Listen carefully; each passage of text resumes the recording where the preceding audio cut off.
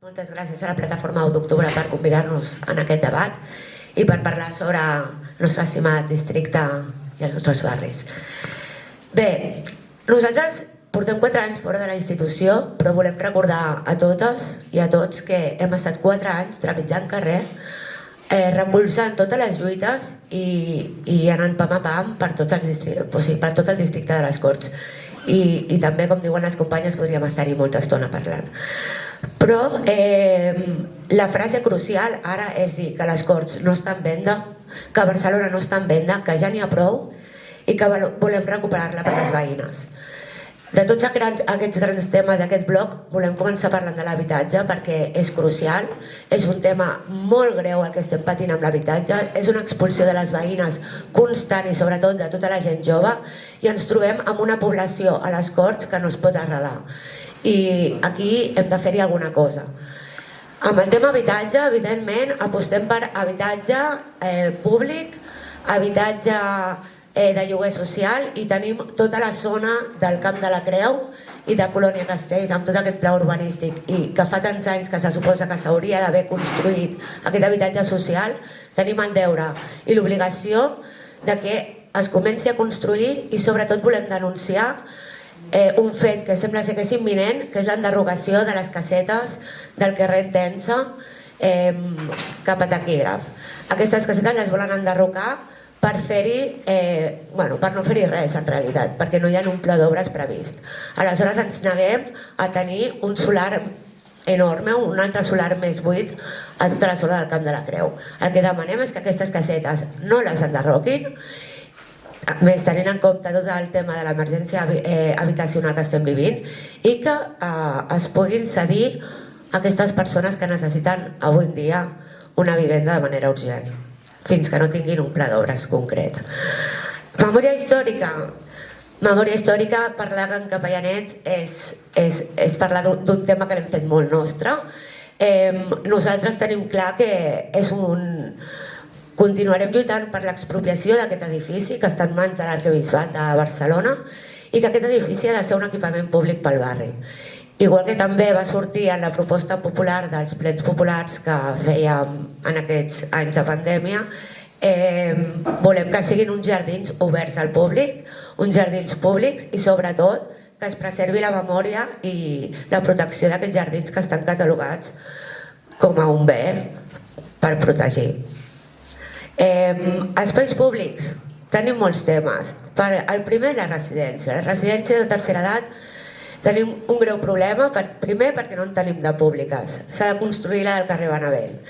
I segona, tot el negoci que hi ha al voltant de les residències de gent gran, que bé, per nosaltres és inacceptable. Que tinguin aquests tants % de benefici, el maltracte que hi ha a les famílies i als usuaris, com en el cas de Sanitas, que vam estar també acompanyant. Això ho hem de revertir i hem de poder construir aquesta residència a carrer Benavent i apretar una mica la Generalitat perquè ho tiri endavant. Volia denunciar també els preus molt més alts que qualsevol altre club esportiu municipal, el d'aquí de les Corts, el que està ubicat als Jardins de Magalí, perquè els preus per mi no són públics, per mi moltes veïnes, se suposa que és un centre esportiu municipal i de públic no té gairebé res. I reivindicar més espais municipals d'equipaments públics esportius. Els parcs, tots els parcs s'han de poder construir amb l'ajuda i amb la connivència del que són les veïnes, que són les persones que els han de gaudir. I això també ens trobem que ho fan des dels despatxos i sense cap mena de lògica en molts casos. En quant a la recuperació de la toponímia, molt d'acord. Hem estat també treballant de manera molt propera amb la plataforma de Recuperem els nostres noms. S'han de recuperar els noms que ja hi havia al barri, però sobretot hem d'acabar amb els noms de reis, d'exèrcits, etc. I sobretot tot el que ens vincula amb aquesta Espanya profunda i rància. I nosaltres reivindiquem l'avinguda de l'exèrcit que es digui avinguda Guillem Agulló i també la presència de més dones en els noms. I per finalitzar, comerços de barri, de proximitat, economia social i solidària i contra l'economia especulativa i l'economia de plataformes. Gràcies. Com que hem d'anar una miqueta rapidetes i volem tocar tots els temes, vosaltres, com sabreu, la CUP vàrem fer contenciós administratiu contra l'Espai Barça. Som l'única organització política que en aquell moment estàvem en contra, o sigui, la majoria, o per no dir totes les formacions polítiques, van aprovar aquest Espai Barça. Per nosaltres, evidentment, té moltíssimes coses a millorar. No és només l'obertura i la connexió de les Corts amb Sant Ramon la maternitat, sinó que hem de mirar molts temes de mobilitat que, evidentment, no milloraran, i d'altres temes com poden ser els usos de sòl que és de l'Ajuntament públic, que va ser en el seu moment cedit al Barça, com perquè els poguéssim recuperar les veïnes, però aquí entraré després. Tema mobilitat, amb el tema de l'Espai Barça s'ha de fer tot un gran planejament perquè aquesta situació canviï, perquè els dies de partit és impossible viure als voltants de l'estadi. Després, en tema de transport, ens agradaria dir que ens calen dos eixos horitzontals de carril bici, que tota la gent que utilitza bicicleta i que nosaltres estem a favor de l'ús de la bici i de la reducció de cotxes, ens han demandat, i és evident que també s'hauria de fer tota una planificació per veure quin dels carrers seria més idoni, proposar un carril bici o bé a l'Avinguda Madrid o bé a Travessera de les Corts. Si poguessin els dos, doncs millor que millor. I el tema del català al districte. El tema del català al districte i la cultura popular, que van molt lligades, per nosaltres és cabdal. Sabeu que estem patint un problema molt greu amb l'ús del català, sobretot entre les classes treballadores més populars i entre el jovent, i creiem que des del consistori, des de l'Ajuntament, hem de fer polítiques que fomentin l'ús de la llengua.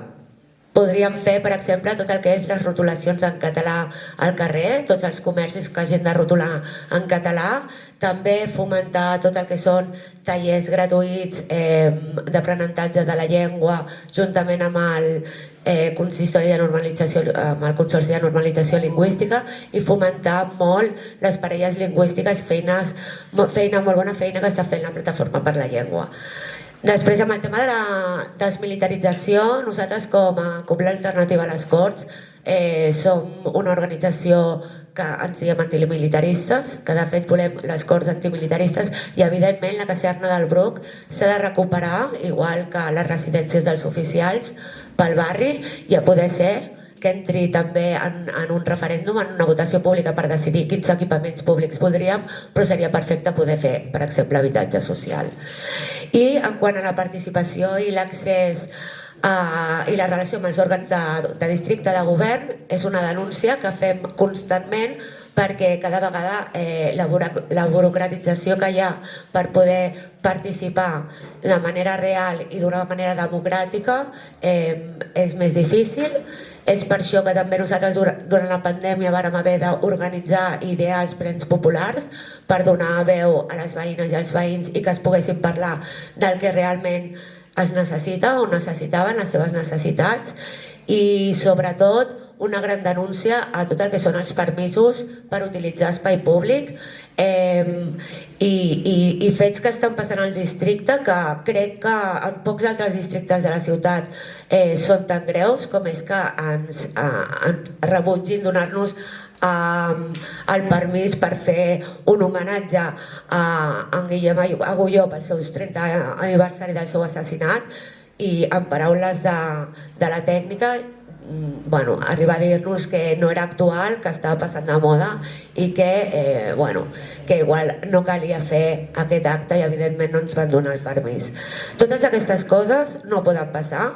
Hem de lluitar perquè el districte sigui el més democràtic possible i la participació sigui un eix central dins del nostre Ajuntament. Nosaltres volem que les veïnes i els veïns formin part de l'Ajuntament també, i per això se'ls ha de donar i facilitar la participació.